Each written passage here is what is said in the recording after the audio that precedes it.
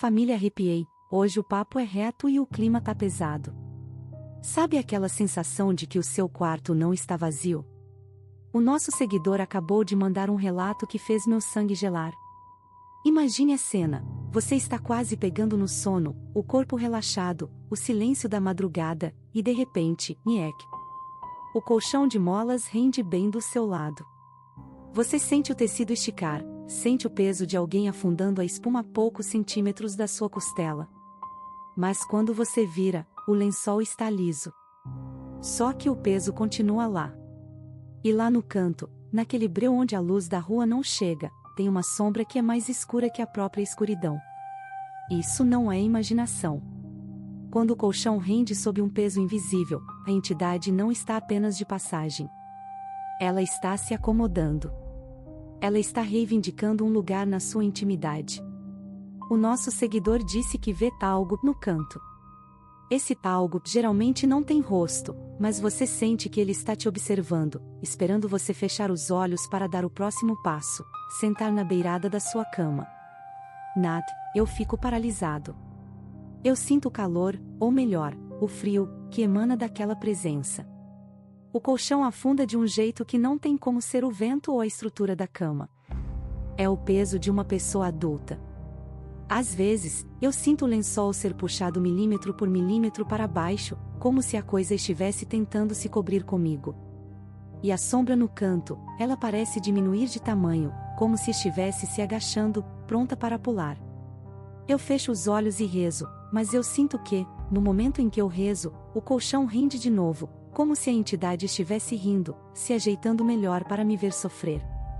Família arrepiei. O que o nosso amigo está vivendo é o que chamamos de entidade de dormitório. Elas se alimentam da nossa vulnerabilidade durante o sono. O fato de ela sentar na cama é um sinal de domínio. Ela quer que você saiba que, no seu momento de maior fraqueza, ela é quem manda no quarto. O pior, Nad, é quando eu tomo coragem e olho pro canto. A sombra não se mexe. Ela é alta, desproporcional, com braços que parecem longos demais para um ser humano. Eu sinto que, se eu acender a luz, ela vai sumir, mas por quanto tempo? Porque, na noite seguinte, o render das molas volta. E cada vez mais perto do meu travesseiro. Ontem à noite, eu senti algo encostar no meu ombro. Não era uma mão, era algo áspero, como uma gaze velha. E um sussurro veio direto do colchão: ainda tá acordado? Ponto.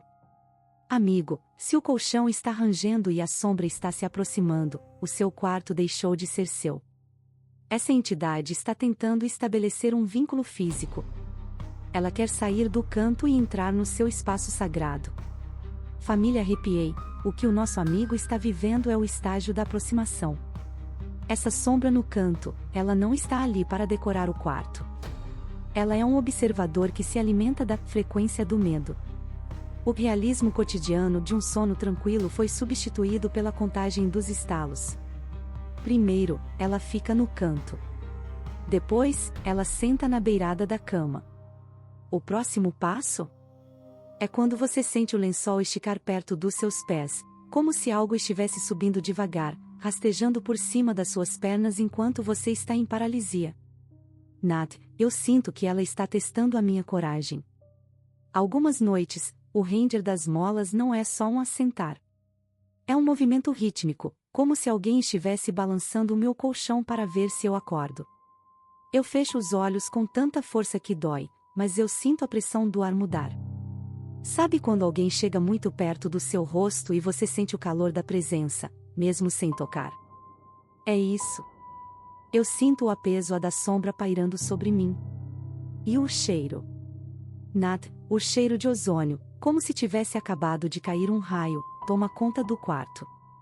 É um cheiro elétrico, carregado, que faz os pelos do meu braço ficarem todos em pé. O nosso amigo descreveu a sombra no canto como algo desproporcional. Essas entidades geralmente não têm anatomia humana porque elas são manifestações de energias densas. Se ela está sentando na sua cama, ela está tentando ancorar-a no seu mundo físico usando o seu próprio medo como combustível. Teve uma noite, Nad, que eu decidi que não ia mais fechar os olhos.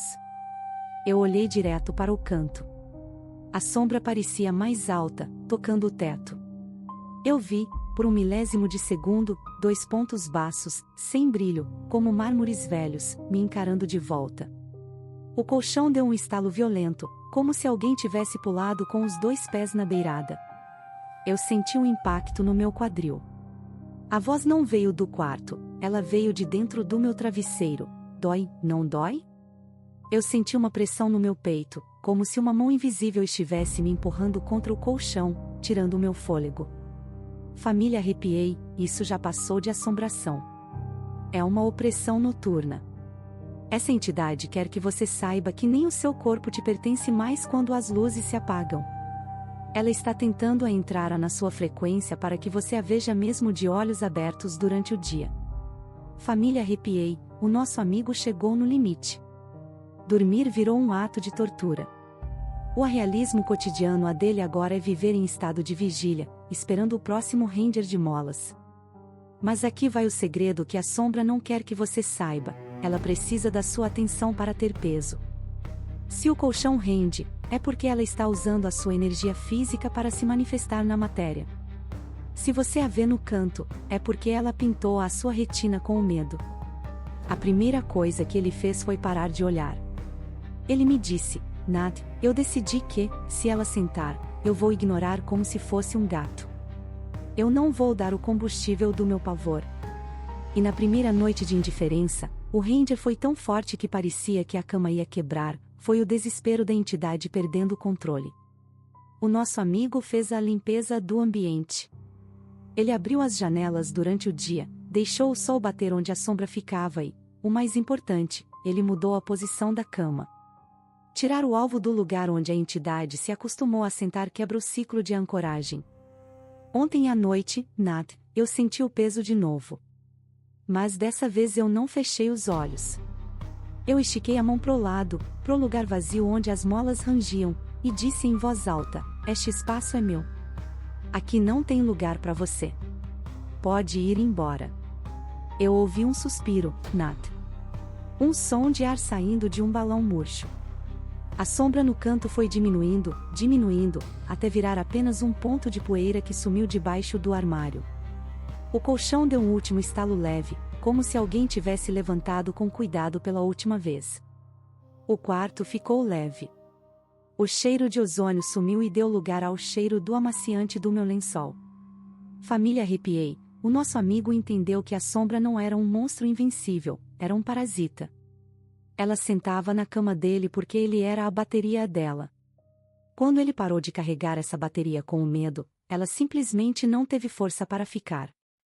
Essa experiência que o nosso seguidor viveu acontece com muita gente. Se você sente o seu colchão de molas render sem ninguém, ou se vê vultos no canto do olho antes de dormir, entenda, o seu quarto é o seu domínio. Não aceite a inquilinos a que não foram convidados. Limpe a energia, mude os móveis de lugar e, acima de tudo, não alimente o fenômeno com a sua curiosidade. Se a sombra não tem público, ela não tem palco. E você, família, arrepiei?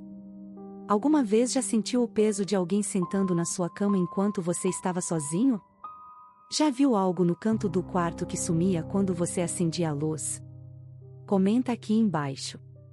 A Nat quer saber, quem é que está tentando dividir o travesseiro com você hoje? O nosso próximo relato nos leva para uma estrada isolada em Minas Gerais, onde um motorista deu carona para uma mulher que pediu para descer exatamente na frente de uma cruz de beira de estrada que tinha o nome dela. Até a próxima, família, arrepiei. E lembrem-se, se o colchão render de madrugada, não se vire. Diga que o lugar já está ocupado.